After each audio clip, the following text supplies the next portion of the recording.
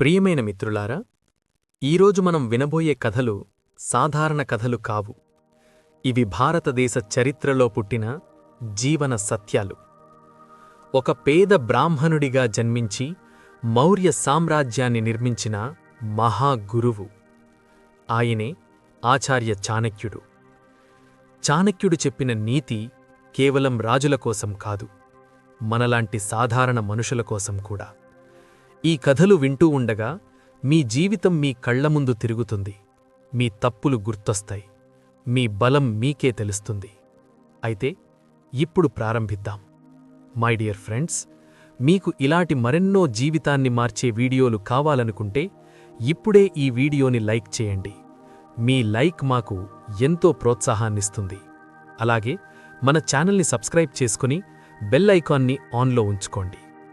Friends, ఈ వీడియోలో మొత్తం 2 భాగాలుంటాయి.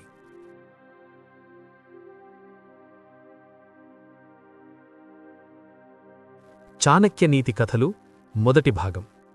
1. అవమానం నుండి సామ్రాజ్యం వరకు.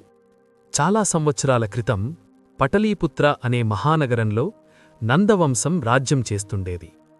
ఒకరోజు ఆ నగరానికి చింపిరి వస్త్రాలు ధరించిన ఒక బ్రాహ్మణుడు వచ్చాడు. ఆయన పేరు చాణక్యుడు. ఆయన చేతిలో ఒక దండ, కళ్లలో అగ్ని, ముఖంలో ఆత్మవిశ్వాసం. అతను నేరుగా రాజసభకు వెళ్లాడు. సభలో నందరాజు తన సింహాసనంపై కూర్చున్నాడు. చుట్టూ మంత్రులు, సైనికులు. చాణక్యుణ్ణి చూసిన వెంటనే సభలో నవ్వులు వినిపించాయి. నందరాజు అన్నాడు, "ఈ మురికివాడిని సభలోకి ఎలా అనుమతించారు?" సైనికులు చాణక్యుణ్ణి లాగుతూ బయటకు తీసుకెళ్లారు. అది కేవలం శరీరానికి కాదు, మనసుకు తగిలిన దెబ్బ. చాణక్యుడు సభ బయట నేలపై కూర్చుని మట్టిని తన చేతిలో తీసుకుని ఇలా అన్నాడు, "ఈ అవమానం నాకు గుర్తుంటుంది. ఈ అన్యాయ రాజ్యాన్ని నేనే కూలుస్తాను. ధర్మరాజ్యాన్ని స్థాపిస్తాను." ఆ సమయంలో అక్కడ ఒక చిన్న బాలుడు ఆడుకుంటూ ఉన్నాడు. అతని కళ్లలో ధైర్యం, ముఖంలో తెలివి. ఆ బాలుడే చంద్రగుప్తుడు. చాణక్యుడు అతన్ని పిలిచి అడిగాడు, "నీవు రాజవ్వాలనుకుంటున్నావా?" బాలుడన్నాడు, "అవును గురువుగారు, ప్రజలను కాపాడే రాజవ్వాలనుకుంటున్నాను." అదే రోజునుంచి చాణక్యుడు చంద్రగుప్తుణ్ణి తన శిష్యుడిగా తీసుకున్నాడు. ఏళ్ల తరబడి విద్య నేర్పాడు, యుద్ధ విద్య నేర్పాడు, రాజనీతి నేర్పాడు. చిన్న బాలుడు మహారాజుగా మారాడు. చివరకు నందవంశం కూలిపోయింది. మౌర్య సామ్రాజ్యం పుట్టింది. ఈ కథలోని నీతి: అపమానం మనల్ని కూల్చదు, అది మనల్ని బలపరుస్తుంది. అపమానాన్ని శక్తిగా మార్చుకున్నవాడే నిజమైన విజేత. 2. ఎవరిని నమ్మాలి? ఒకరోజు చంద్రగుప్తుడు చాణక్యుడినడిగాడు, "గురువుగారు, ఈ ప్రపంచంలో ఎవరిని నమ్మాలి, ఎవరిని నమ్మకూడదు?" చాణక్యుడు ఒక గిన్నె పాలు తీసుకొచ్చాడు. అందులో ఒక బొట్టు విషం వేశాడు. అన్నాడు, "రాజా, ఇప్పుడీ పాలు తాగుతావా?" చంద్రగుప్తుడు భయపడ్డాడు. "కాదు గురువుగారు, ఇది విషమైంది."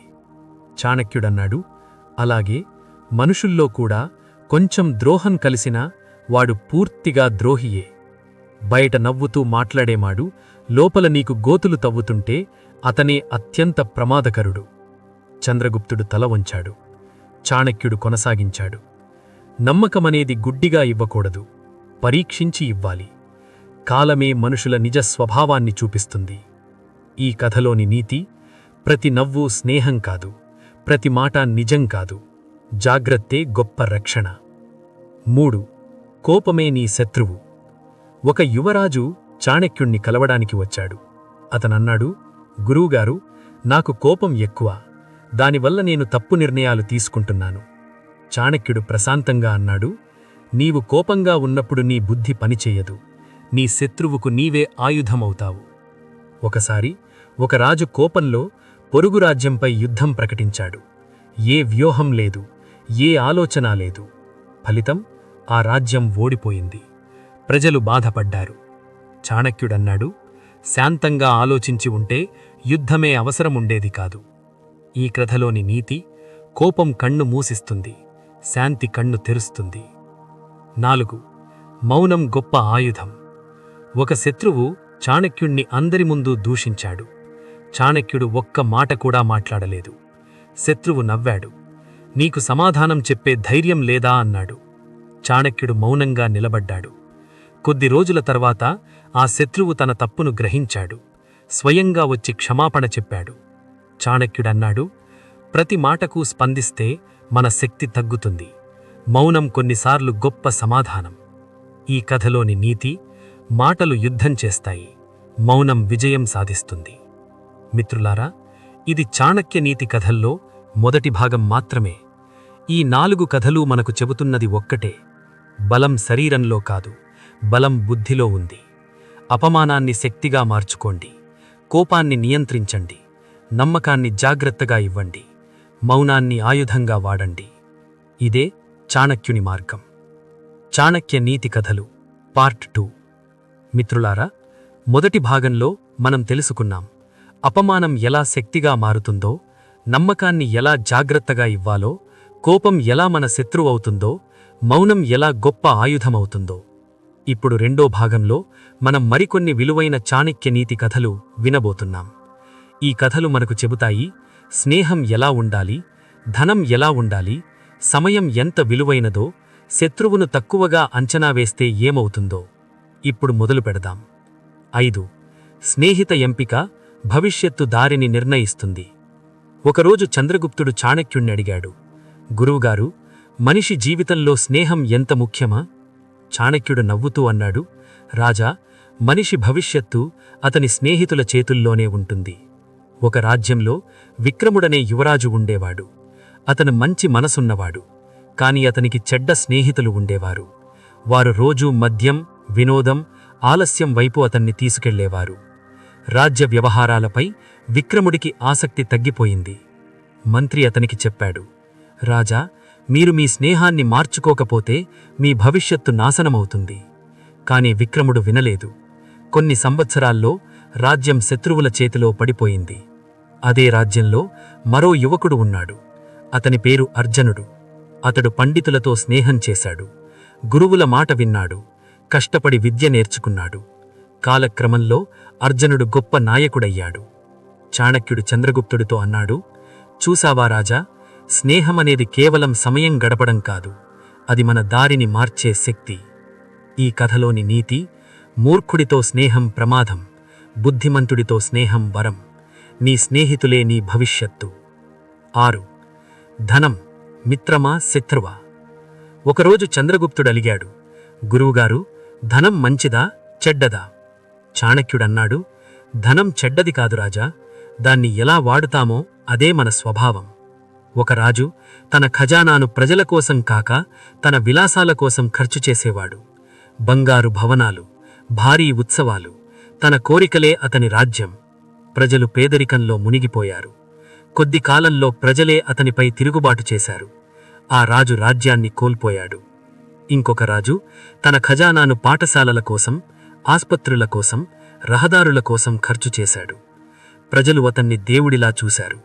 శత్రువులు కూడా ఆ రాజ్యాన్ని తాకడానికి భయపడ్డారు. చాణక్యుడన్నాడు, ధనం చేతిలో ఉన్నప్పుడు మనిషి అసలైన స్వభావం బయటపడుతుంది.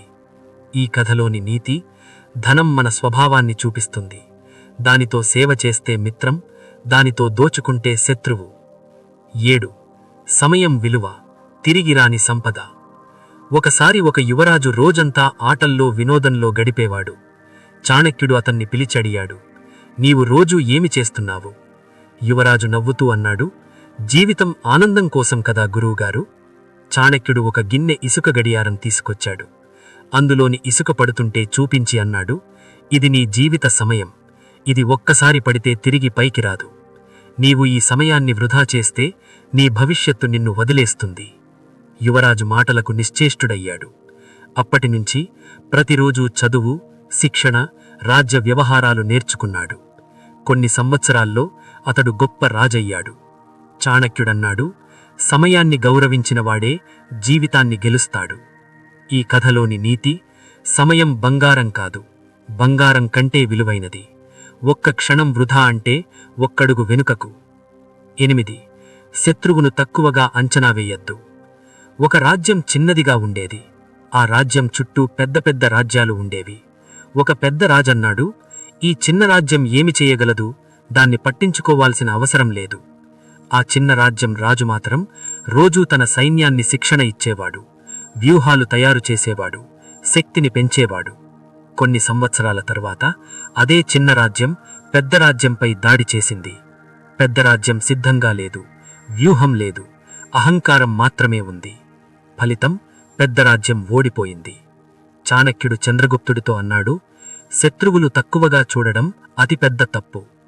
ఈ కథలోని నీతి, చిన్న శత్రువు శత్రువే, అహంకారం ఓటమికి మార్గం, జాగ్రత్తే విజయానికి మార్గం.